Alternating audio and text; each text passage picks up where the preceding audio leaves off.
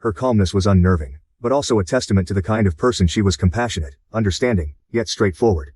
"What happens now?" she asked, her tone implying that while forgiveness was possible, the path forward wasn't clear. "I don't know," I admitted, feeling a mix of relief and increased anxiety. "I need to figure out what this means for me and Emily. I don't want to cause more pain." She nodded, her expression thoughtful. "And Emily?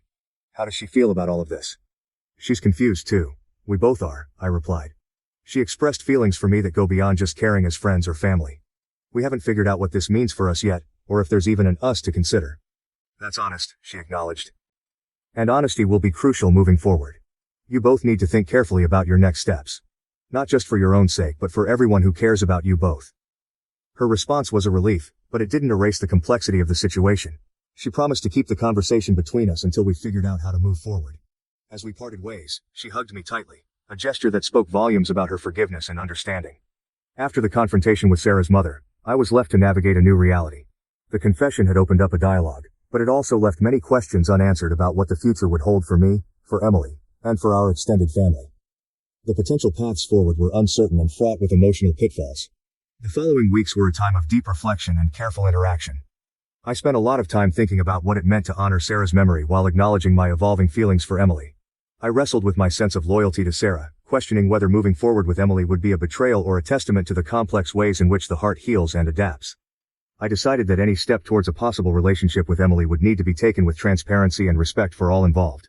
We agreed to start seeing a therapist together to navigate our feelings in a structured environment that would help us understand whether we were seeking comfort in each other out of shared grief or if our feelings were building towards a genuine relationship.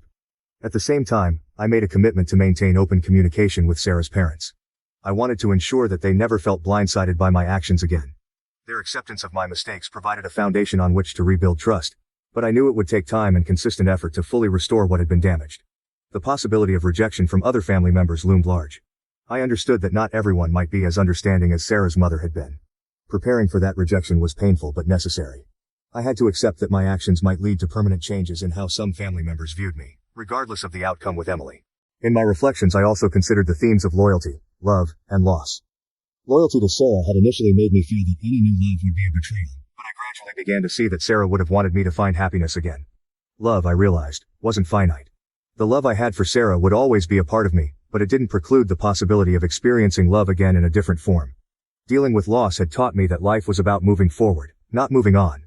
Moving forward meant carrying Sarah's memory with me into any new relationships, honoring her by living fully, rather than remaining anchored in the past. Emily and I took things slowly. Our shared history, filled with both deep loss and emerging affection, required us to be patient and gentle with ourselves and each other.